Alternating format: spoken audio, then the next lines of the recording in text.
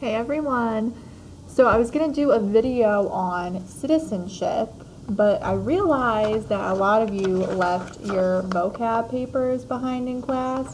And since you have a vocab quiz, I thought that I might as well start getting some economics out of the way and help clear that if you want to use this as a study guide for tonight. So I'm going to go right off of your vocab sheet. This will also be on Canvas, and I will be putting the PowerPoints on Canvas. But we can use this to just help you work through it tonight. The first thing I want to talk about is scarcity. And when you hear that, that word should sound familiar to a lot of you. It means that you have a shortage of something. In economics, when we're talking about scarcity, we're basically talking about that you cannot satisfy all of your wants and needs at the same time. You cannot go to the movies and go to a baseball game and write your paper all at once. So what do you have to do? You have to make a decision, and in economics, everything is based off decisions. Do you want to buy ice cream or do you want to go on a roller coaster? You decide what you want to do with your money. And you can only make those decisions based off scarcity. If you want Fruit Loops for breakfast, but you don't have Fruit Loops at your house, you're not going to have Fruit Loops for breakfast. And why? Because the Fruit Loops are scarce, that they are not there. So in other words, your decisions are made based on what you have and what is available. Again, think about what you eat for breakfast. Why do you eat that food for breakfast? Because it's in your kitchen.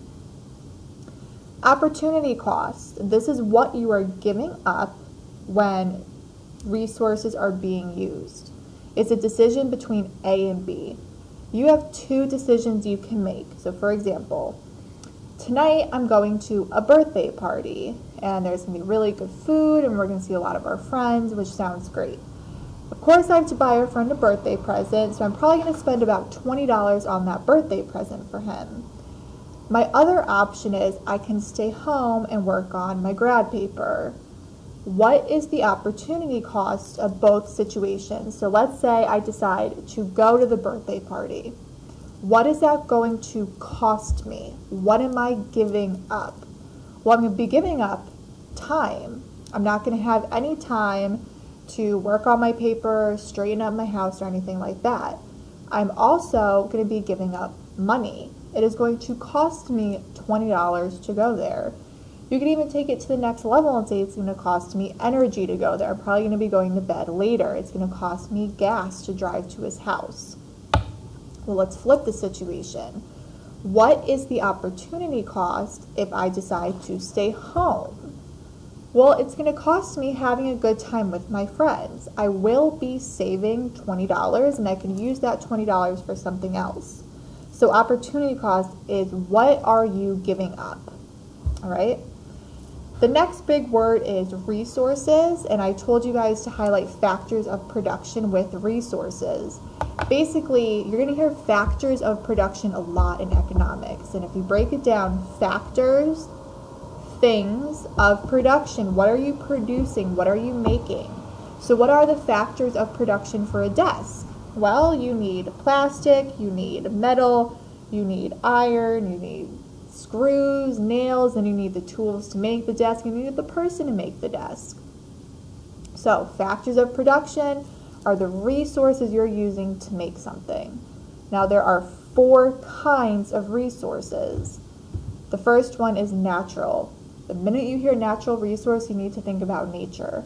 When I look out my classroom window, the first thing I'm going to see is trees, wood, and we use wood for a lot of different things. Coal is a huge one. Coal is becoming a scarce resource, which means we are using it faster than the earth is producing it, and we can run out of it very, very soon. Oil is another huge one. When you listen to politics, you hear the conversation about oil. We don't really produce it here in the United States, and that's why they want to do the Dakota pipeline to get more oil. We're going to use that up, run out of it, and then it's going to become a scarce resource. We're not going to have enough to produce more than we are using it. So trees, coal, anything like that, anything found in nature that you are using to produce something. Next is human resource. I am a human resource. I'm providing a skill or labor for you. I am a teacher, I'm giving you education. A doctor is giving you health services. Someone working on an assembly line is producing that product. You guys, if you don't have a job yet, you are not a human resource yet. You're not really providing us with a skill. Once you get a job, whether you're a babysitter or a lifeguard, you are providing a skill. So human resource, we are aiding the production of something. Next is capital resource, and this comes down to all of your tools. Our school would be a capital resource because what's happening inside of it. This pen is a capital resource. It's helping me create a product. Your laptop, this video, a capital resource. I am helping, I'm aiding, I'm creating something for a product. So today I gave the example of my house being built. Almost every resource is being used except entrepreneur. You have the wood for the frame of the house, which is natural. You have the construction workers, which is human. And then you have the tools they're using. The hammers, the nails, the screwdriver, the saw, all of that would be a capital resource because you're building the final product, my house. The last resource, entrepreneurship, and we're going to be going more into entrepreneurship. This is basically what you need to start your own business. And we talked about patents, how Nike has a patent on their sneaker that laces up by itself for people with disabilities. Of course, other companies are going to want to make that shoe, but they're going to have to ask Nike for permission to make it. And a certain amount of profit is going to be going back to Nike. You're going to need the organization itself. If you want to open a different kind of coffee shop, you're going to need all of the resources to create that. And you're going to need credit. You're going to need a loan. You're going to need the money. Capital. That simple word has so much meaning. It's anything in the economy that were being used. Capital is basically money, and that is going to tie to price.